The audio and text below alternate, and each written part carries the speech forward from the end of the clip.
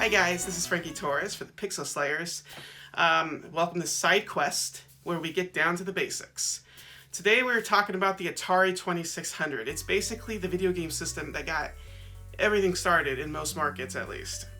I want to discuss getting started with collecting, the models available, how to connect the system to your modern TV, a couple of my favorite games, and a few tips that you may or may not already know about. First things first, collecting for the system is pretty affordable. Most games can be had for a couple of bucks or less. Systems are pretty common out in the wild and they're not very expensive. The most common model is the 4-switch system, which I actually have two of right here. Well, I have one right here, but I actually own two of these guys. This is the most common system you're going to find out in the wild. Also, before this model, there was a 6-switch system, and then after this model, there's the Atari Junior model. There's also the Telegames models, the Darth Vader model, where this is all blacked out. The Atari Junior model, if I didn't already mention that. And of course, the 7800 with its backwards compatibility. There's many models. Most likely, you're going to find this model. Yeah, so obviously, when you get this system, though, when you buy a system, make sure it works. And then the first thing you're going to want to do is throw out the cables it comes with. These systems usually come with these really archaic power supplies and RF adapters, and those just aren't going to really work for you. First, the RF adapter is going to have the old connections you don't want to mess with. You can go on Amazon and get one of these for like $5, and these little guys basically replace that big honking connection. This is the RF cable that comes out of the back of the system, and this just plugs right on, and bam, you plug this into a TV without all that noise either. It's pretty good. And then the next thing you're going to want to get is a modern power supply for the system. I have one somewhere. Let me see if I can find it. Here we go. Yeah, you're going to want a modern power supply for the system. A lot of Ataris are going to come with the original ones. You want to keep those because they're the original, but I wouldn't recommend using them. They can actually break your system if they don't regulate the power correctly, and they're just huge and just, you don't want them around. They're kind of dangerous at this point, going on 40 years. So yeah, you want to get one of these. There's so many of these on Amazon. Look at reviews. Make sure you get one with really good reviews. They change all the time. But yeah, just get a modern power supply. And once you have these cables, you're going to be good to go. And yeah, so just make sure you replace the cables first. Unless you get lucky and they come with modern cables, then you're good to go, obviously. The next thing you're going to want to do, if you're used to modern gaming, is you're going to want to get a 3-button Sega Genesis controller.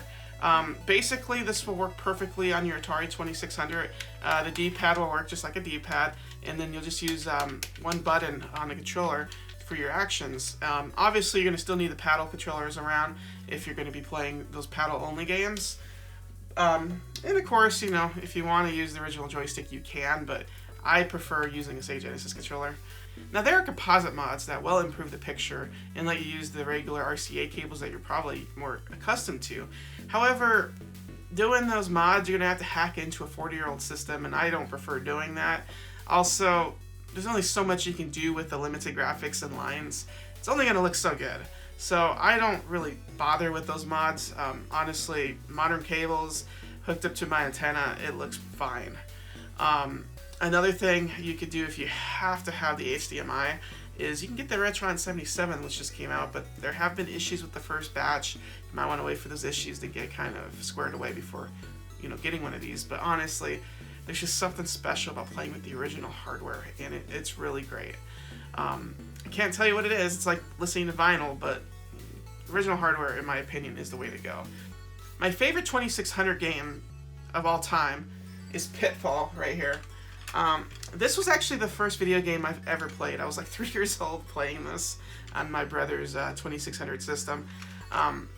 My skills have not improved since then very much. I'm terrible at this game, and there's better ports available, I'm not going to lie, but playing this game for me is like coming home, and I think this is like a must purchase if you're going to have a 2600 collection.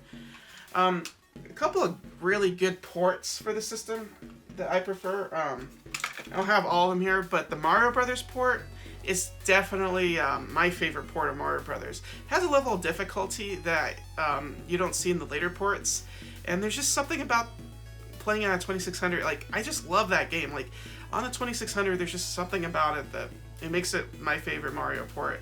Another great port is, surprisingly, Miss Pac-Man. Now, her husband's game is pretty terrible. It was a rushed port, and I don't recommend picking up. I mean, pick it up because it's like 50 cents, but I don't really prefer playing that version of Pac-Man. But Miss Pac-Man for the 2600 is surprisingly great. Obviously, it's very different than the arcade port, but it's programmed very well and it's very fun. In a couple of must-purchase games for the system, starting out with Berserk. If you have a 2600 system, you have to have Berserk. This game will scare you, it will creep you out, and it's amazing what they can do with the limited graphics and create this level of atmosphere that you don't even see in some modern games. Another must-buy game, in my opinion, is Phoenix for the 2600.